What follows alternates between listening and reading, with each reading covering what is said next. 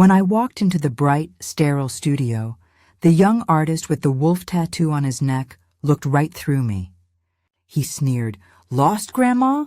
We don't do I Love My Grandkids tattoos here." His colleagues snickered, seeing only my silver hair and sensible shoes, completely unaware they were talking to the very legend whose work they studied in books. The heavy glass door felt cold against my palm. I pushed it open, and a small, old-fashioned bell chimed above my head. The sound was thin, like a memory, and it was immediately swallowed by the throb of a deep bass beat and the electric zzz of needles. I stepped inside. The air was sharp, sterile. It smelled of green soap, rubbing alcohol, and underneath that, the faint, sweet scent of burned sugar. This wasn't a parlor, not like the ones I knew. There were no worn carpets, no walls cluttered with yellowed flash designs. This place was called Chrome and Canvas. It was bright white, like a clinic. Minimalist black leather benches. Neon signs flickered on the walls, casting a blue and pink glow. It felt cold, impersonal. The buzzing stopped. First one, then another. 4 young artists looked up. They were all so young, barely older than my grandchildren. They were draped in expensive-looking black clothing, their faces, necks, and hands a colorful scrapbook of modern art. A young woman with hair the color of a pink highlighter stared, her mouth slightly open.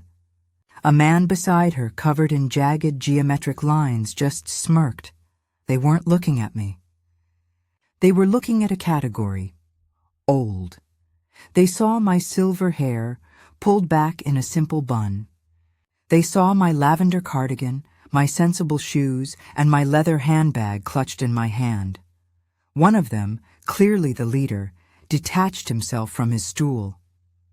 He had slicked back hair and a tattoo of a snarling wolf crawling up his neck, its teeth bared near his ear.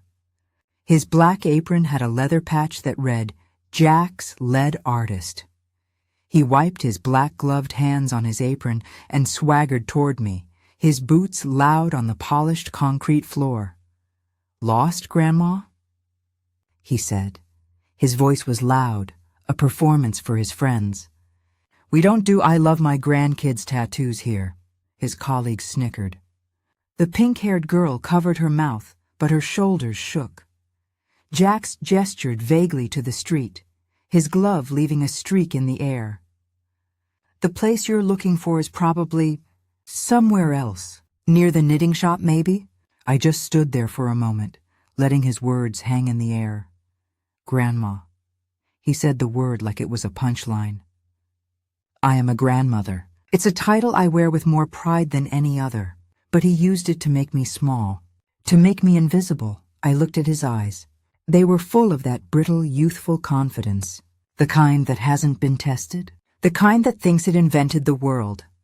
I've been in rooms like this before, rooms that smelled of ink and antiseptic, rooms where I was the only woman, rooms where my hands, small and steady, were dismissed until they held the tools. This was no different. It was just a new generation, wearing the same old arrogance. I gave him a small, polite smile, the one I used when a vendor tried to overcharge me at the market. "No, young man." "I'm not lost." My voice was quiet. It didn't try to compete with the music. It just landed in the space between us. The music suddenly seemed too loud. Jax's smirk faltered just for a second. He wasn't used to being answered. I'd read about this place in a magazine. The future of the craft. Reinventing the art. I had come to see it for myself. I'd spent 50 years of my life honoring the past, the Tabori style, the way of my mentor. I just wanted to see what this new, loud future looked like. I was beginning to suspect it was just a thinner ink, applied much, much faster. I looked at the boy's wolf tattoo on his neck. The lines were clean. The machine had done its job. But the soul? I couldn't find it. I looked past Jax, deeper into the studio. The walls were clean, but the art felt cold. Everything was digital. Artists hunched over glowing tablets, tracing designs. There was no paper, no pencils, no ink pots, just the hum of electronics and the smell of the green soap. I'm here to see your best artist, I said, my voice steady. I was told this shop had real talent. For a moment there was just silence. Then Jax let out a harsh, barking laugh. It wasn't a sound of humor. It was a sound of disbelief. The other artists joined in, a chorus of snickers. You're looking at him, Grandma, Jax said. He jabbed a gloved thumb at his own chest, puffing up. I'm the best, but my wait list is like 6 months long. He leaned in closer. I could smell the stale coffee on his breath, mixed with mint. He dropped his voice to a conspiratorial whisper, as if he were doing me a favor, and frankly, he said, his eyes flicking down to my hands, then back to my face. I'm not sure your skin could even take the needle. It's... He searched for the word, a cruel smile playing on his lips. It's like paper. One hard line and it would just tear. Paper. The pink-haired girl giggled. Jack, stop. She's gonna cry. I didn't cry. I didn't feel anger either. It was just a deep, heavy weariness.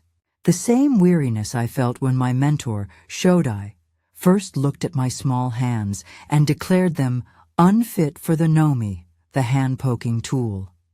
The same feeling I had when, years later, male artists from the city would come to our small studio, look at my work, and ask Shodai who the real artist was. This skin. This papery skin. This skin had held 2 children. It had felt the sun of Kyoto and the cold rains of Tokyo. It had been stretched and scarred and healed. And for 50 years it had held ink. It had lived with the art, breathing with it, changing with it. I looked at Jax's smooth, taut neck. His skin was young, yes. It was an unwritten page. He had no idea what a true canvas was. He saw a canvas as a disposable thing, something to be marked and forgotten. I saw it as a life. I had come here hoping to see progress. I'd read the articles, the new generation, pushing the boundaries. I'd hoped to see passion. Instead, I found a room full of children who mistook speed for skill and arrogance for talent. I let out a long, slow breath. It was a sound of disappointment. I see, I said. 6 months is a long time. I adjusted the strap of my handbag on my shoulder. Well, I suppose I shouldn't waste any more of your valuable time. Jax nodded, his smirk returning. He had won. He had put the old woman in her place. He started to turn away, back to his waiting client. But, I said, my voice was just a little louder. He stopped. Before I go, I continued, perhaps you could do an old woman a small favor. A professional courtesy. He turned back, his expression wary, annoyed. What? I have an old piece, very old. I've always wondered, from a modern perspective, if the work holds up. I'd value your professional opinion. Could you critique it for me? Jax's face relaxed. The smirk was back, brighter than before. He looked at his friends, sharing the joke. An old lady wanted her old tattoo critiqued by the best. A critique? Sure, Grandma. Fine, whatever. He crossed his arms, ready to pass judgment. Let's see it. Let me guess. He tapped his chin. A faded rose on your ankle? A little blue butterfly from the 70s? Something like that, I said. I looked around. I saw a sterile metal tray, the kind a dentist would use. I walked over to it, the sound of my sensible shoes a quiet click, click, click on the concrete. The artists watched me, their faces full of pity and amusement. I placed my leather handbag on the tray. The clasp made a sharp snap as I opened it, but I wasn't getting anything out. I was just setting it down. I turned to Jax. It's not on my ankle. I stood by the metal tray, my handbag resting on it. The 4 young artists watched me. Jax had his arms crossed, his foot tapping impatiently. The music still pulsed, a low, steady thump, thump. Well, are you going to show us or not? Jax asked, his patience gone. I didn't answer. Instead, I reached for the top button of my lavender cardigan. It was a small pearlescent button. My fingers, wrinkled and steady, unfastened it. Then the next, and the next, The artist's expressions shifted from mockery to confusion. The pink-haired girl exchanged a look with the man beside her. I slid the cardigan off my shoulders, folded it neatly, and placed it on the tray next to my handbag. Underneath, I wore a simple, long-sleeved white blouse. It was crisp, ironed. "It's on your arm?" Jax asked, a new, unpleasant smile forming. "Oh, this is gonna be good." A full arm tattoo on a grandma. I ignored him. I turned my attention to the cuff of my right sleeve. I unfastened the small white button. Then slowly, deliberately, I began to roll the sleeve up. First, my wrist. The skin was thin, marked with veins and age spots. The artists leaned in, their smirks returning, ready for the faded, blurry ink. I kept rolling, past my wrist, past the pale, soft skin of my forearm. I rolled it higher and higher, all the way past my elbow, until the sleeve was a tight band on my upper arm. And then there was silence. The music was still playing, but I couldn't hear it. The buzzing of the needles was gone. The only sound was the sharp intake of breath from the pink-haired girl. It was not a rose.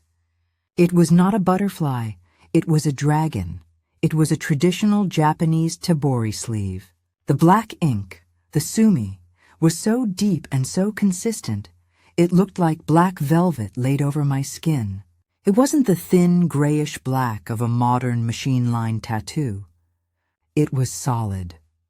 The scales of the dragon were perfect, each one a separate, precise poke of the needle, repeated thousands of times, creating a pattern that flowed with the muscle of my arm. The shading, the bokashi, was flawless. It faded from that deep, solid black into a soft, misty gray with a subtlety that no machine could ever copy. It wasn't blurred. It was graduated. It was old. You could see the age. The ink had settled into my skin, become a part of me. It didn't sit on my skin. It lived in it. And in the center of the swirling gray mist, the dragon's eye was a single piercing point of crimson. The pink-haired girl's tablet slipped from her hand. It hit the concrete floor with a loud, sharp clatter. No one moved to pick it up. She stepped forward, her own bright, colorful tattoos looking flat and new in comparison. "That's," she whispered, her voice trembling. "That's not machine work. That's hand-poked." "Yes," I said softly. "It is." Jax had gone white. The blood had drained from his face, leaving his neck tattoos looking stark and angry. His mouth was open. He took an involuntary step back. The consistency, he stammered, his bravado gone. He was looking at it like a student. The depth. I've only ever seen that in books. That style. That's Shodai." He looked up at me, his eyes wide with disbelief. "But Shodai, he died. He died 40 years ago." I met his gaze. I let the silence stretch, just for a beat. "He was my mentor," I said. I looked down at my arm, at the dragon that had been my companion for half a century. I ran my fingers over the scales. "And he was a sloppy apprentice," I added, my voice quiet. I slowly, carefully rolled my sleeve back down. I fastened the button at my cuff. The four artists just stared, their faces a mix of shock, awe, and something new, fear. I finished fastening the button on my cuff. The white fabric once again covered the dragon's tail. I picked up my folded cardigan from the metal tray, draping it over my other arm. The room was so quiet, I could hear the faint hiss of the neon sign on the wall. Jax was still pale, his arms hanging limply at his sides. The pink-haired girl was staring at the floor, at her fallen tablet, as if she couldn't look at me. The other two artists were pressed against the back wall, trying to make themselves small. I looked at Jax. His eyes were wide, confused. He was still processing what he had seen. "That," I said, my voice gentle, "was just the arm. It's only the tail." Jax's head snapped up. "The tail?" I turned my back to them. I stood straight, my shoulders set. I've always been shy about my main project. "It's personal." I reached back with both hands to the collar of my blouse. My fingers found the small buttons at the base of my neck. I undid the top one, then the one below it. I didn't take the blouse off. I simply gathered the fabric in one hand and pulled it to the side, exposing my right shoulder blade and the back of my neck all the way down to the middle of my back. Jax made a small, choking sound. It was the dragon's head. The sleeve was just the end of a vast, swirling masterpiece that covered my entire back. What they saw was the creature's face, its eyes blazing with the same crimson as the sleeve. It was snarling, emerging from a storm of perfect black wind bars. Peonies, the color of old blood, bloomed among the clouds. The work was even more detailed than the arm. The lines were finer. The shading was deeper. It was a living thing, 50 years old, and it was a part of me. This was my horomono, my life's work, worn on my own skin. "Oh my God," the pink-haired girl whispered. She had finally looked up. She took a step closer, then another, her hand half raised as if to touch. She stopped herself. She wasn't looking at me as a person anymore. She was looking at a legend. Her eyes traced the lines, her face filled with an awe so profound it was almost painful. "The wind bars," she breathed. "The bokashi. No one can do this. No one. This is her work." Jax finally found his voice, but it was just a croak. "Her? Whose work?" The girl looked at him, her eyes shining. "Don't you know anything?" "The artist who trained with Shodai, the one who surpassed him, the one who perfected hand-poking and then, 30 years ago, just stopped, vanished, the one they all said was just a myth." She turned back to me, her voice trembling with reverence. "They called you Ray, the ghost." I let the fabric fall back into place. I calmly fastened the 2 buttons. My skin, my papery skin, tingled where the cold air had touched it. I turned around to face them. I was no longer a lost grandmother. "I was a cathedral, I said. "A very long time ago. I simply retired. I had a family to raise." Jack stumbled forward, knocking into a utility cart. Needles and ink caps rattled. I'm... He couldn't finish the sentence. His face was a terrible mix of shame and panic. He, the best artist, had just told a living legend that her skin was like paper. He had offered to critique her.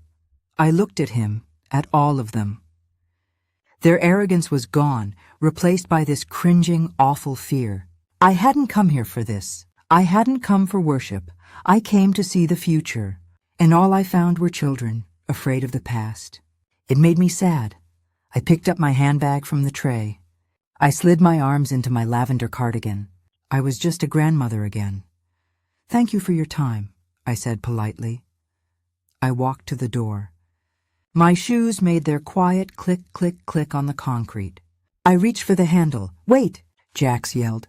His voice cracked. "Please don't go." I paused, my hand on the cold metal bar. I looked back at them. 4 young faces, pale and stunned, staring at me as if I were indeed a ghost. I stood with my hand on the door handle. The metal was cool. Jax had scrambled forward, his hands half raised. The other 3 artists were frozen, watching us. "Please," Jax said again. His voice was no longer loud or mocking. It was thin. I'm sorry. I had no idea. I was an idiot. What I said? About your skin?" He couldn't meet my eyes. He looked down at his own expensive black boots, his face red with shame. "Please, can I get you a coffee? Can you just stay 5 minutes?" The pink-haired girl stepped forward. Her eyes were bright, and I realized there were tears on her cheeks. She had wiped them away, leaving streaks in her makeup.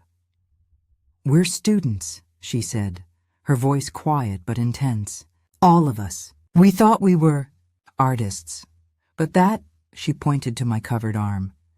"That's art. Please, don't go." I looked at their faces. The arrogance was gone. The cruelty was gone. All that was left was shock and a raw, desperate hunger. The hunger of a student who has just realized how much they don't know. I let my hand fall from the door. I let out a long, slow sigh. I wasn't angry. I was just tired. I didn't come here to be apologized to, I said. My voice was calm, but it filled the quiet room. I didn't come here for this. I looked at Jax. He flinched, but he finally raised his head and met my gaze. You called my skin paper, I said. It wasn't an accusation. It was just a fact. You said it would tear. He winced, as if I had slapped him. I'm so sorry. This paper, I continued, holding up my hand, the one with the age spots and the thin veins, has lived for 73 years. It has held my children. It has felt the sun of Kyoto and the cold winds of winter. It has healed. It has changed. I looked around the sterile white room, at their machines, at their glowing tablets. You have fast tools. Very fast, you can draw a line in a second. You can fill a space with color in minutes. My mentor Shaddai taught me to draw one perfect line in an hour. He taught me to feel the skin with the Nomi, to listen to it, to respect its life. My voice was steady. Your canvas is not a dead thing you draw on. It is a person. It is a life. You are marking that life. And that mark, it will live with them and change with them and grow old with them, if you do it right. The pink-haired girl was nodding, her eyes fixed on my face, absorbing every word. I read about this shop, I said. I read you were reinventing the craft. I was curious. I came here to see what the new generation was doing. I hoped to see passion. I hoped to see art. I paused. Instead, I found children who thought speed was the same as skill. I looked directly at Jax. When I walked in that door, you didn't see a canvas. You saw a grandma. You saw a joke. You didn't respect the skin.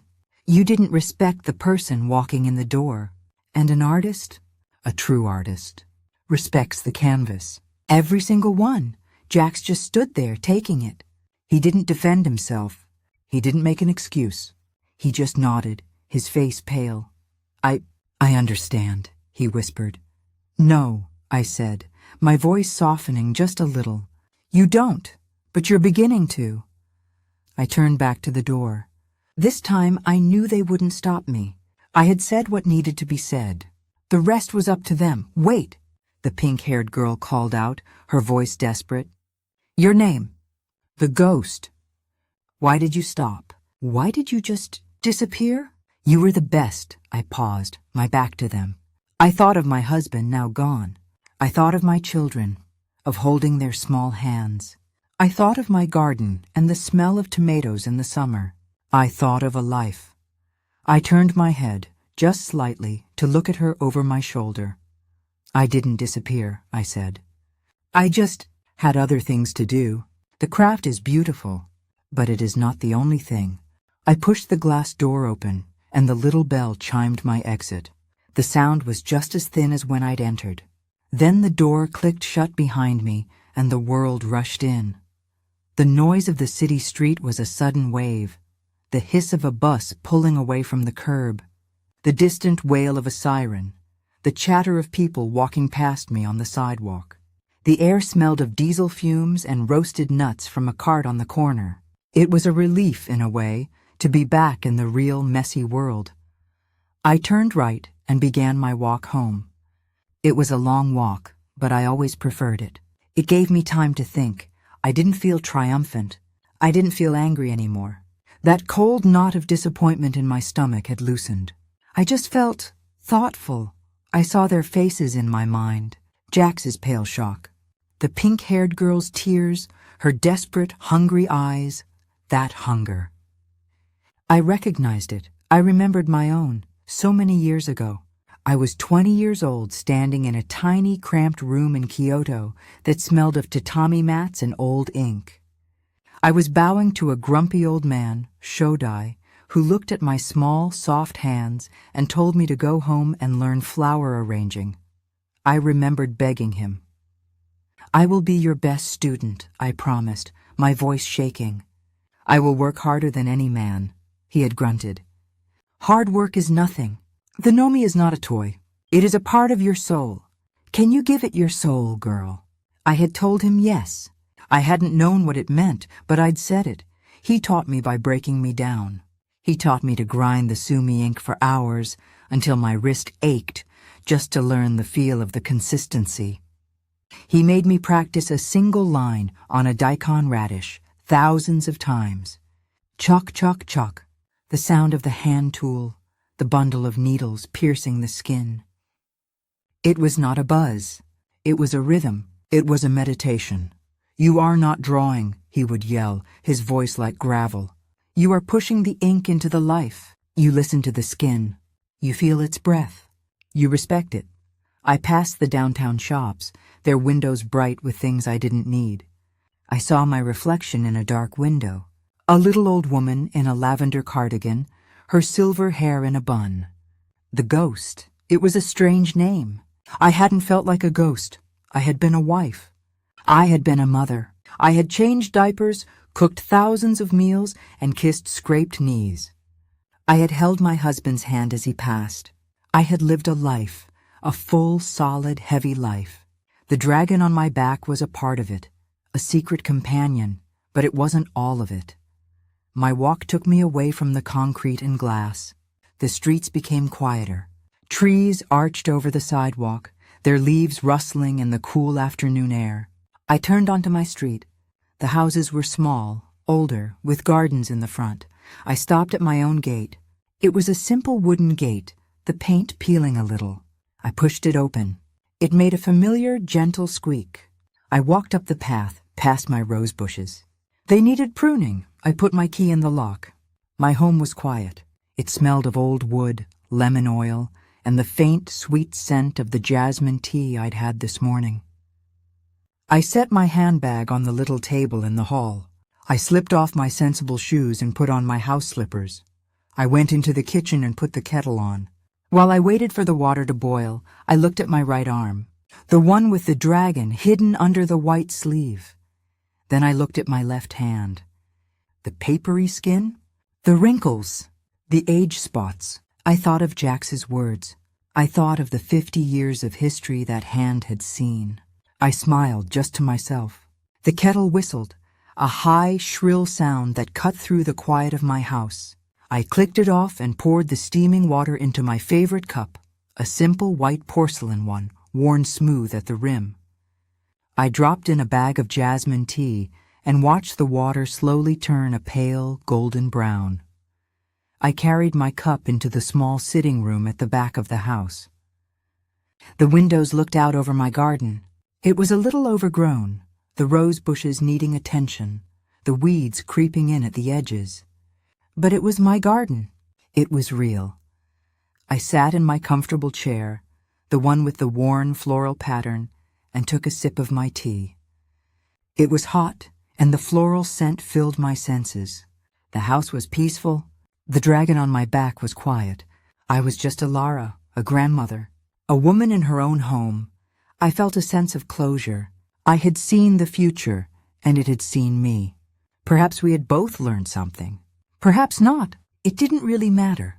My part was done. Then my doorbell rang. The sound was a surprise. I wasn't expecting anyone. My grandchildren were in school. My son was at work. I set my tea down and walked to the front door. I looked through the peephole. My heart didn't race. It just settled. Standing on my small front step was the young woman with the pink hair. She was alone. She was no longer wearing her black apron or her defiant expression. She wore a simple gray jacket. Her bright hair was pulled back in a ponytail. She looked very young. In her hands, she held a small white paper box tied with a string. I opened the door. She flinched, as if she expected me to yell. Her eyes were wide and a little red. I'm so sorry to bother you at your home, she said, her voice small, almost a whisper. I got your name from the appointment log. I know I shouldn't have. It's an invasion of your privacy. I'll go. I'm sorry. She started to turn away. You're already here, I said, my voice gentle. What is it you want? She stopped. She turned back to me, her face tight with emotion. I brought you this. She held out the small box. It's just pastries, as an apology, for Jax, for all of us. I looked at the box, then at her face. I didn't take it. Not yet. I quit, she said, the words rushing out. Right after you left, I can't be like that. I don't want to be like that. I thought I wanted to be fast, to be famous, like Jax. She looked down at her own hands, at her own colorful tattoos. But when I saw your work, it wasn't just clean. It was alive. I have to know, how? Her question hung in the air between us. How? It was the same question I had asked Shodai 50 years ago. I looked at her, standing on my doorstep, trembling, holding a box of pastries. She was brave. It had taken courage to come here. My kettle is still hot, I said. Her head snapped up, her eyes wide with confusion. What? The kettle. I just made tea. Come in. I stepped back and held the door open. And bring those. They smell good. She stared at me for a long moment, then slowly she stepped inside. She slipped off her heavy boots by the door, next to my slippers. She followed me into the kitchen, a stranger in my quiet home. I took the box from her and set it on the counter. I got another cup, the blue one, my husband's favorite, and poured her some hot water, adding a new tea bag. Thank you, she whispered, taking the cup in both hands. Her hands were shaking. I picked up my own cup and led her back to the sitting room. I sat in my chair. She stood awkwardly for a moment, then sat on the edge of the small sofa. We sat in silence. She sipped her tea. She looked out the window. You have a garden, she said. Yes, I said. It's messy. It needs work. It's beautiful, she said softly. I looked out at the tangle of leaves and stems. My mentor, Shodai, I said, my voice reflective. He made me grind ink for 6 months. 6 months before he would let me touch a needle. He said my hands were too fast, too arrogant. The young woman looked at me, listening. One day, I continued, he took me to his garden. It was perfect. Not a weed, not a stray leaf. He pointed to a single perfect peony. He said, you cannot make this. You cannot force it. You can only help it. You can give it water. You can tend the soil. You can protect it from pests. You cannot make it bloom. You can only respect its life and give it what it needs. I turned my gaze from the garden to her. She was watching me, her face open. You asked me how, I said. That is how. You stop trying to make, you start to serve. You serve the skin. You serve the art. You serve the life you are marking. I pointed out the window with my free hand. My roses need pruning. I was going to do it tomorrow, but I'm old and my hands get stiff. The young woman looked at my garden. She looked at my hands, the papery ones wrapped around my cup. She looked at her own, young and strong. A slow understanding dawned on her face. She set her cup down. I can help, she said, her voice quiet but steady. I'm a good gardener, I smiled. It was a real smile, a warm smile, a grandmother's smile. I know, I said. Go get the shears. They are in the shed. I'll watch from here, and you can tell me what it is you truly want to learn.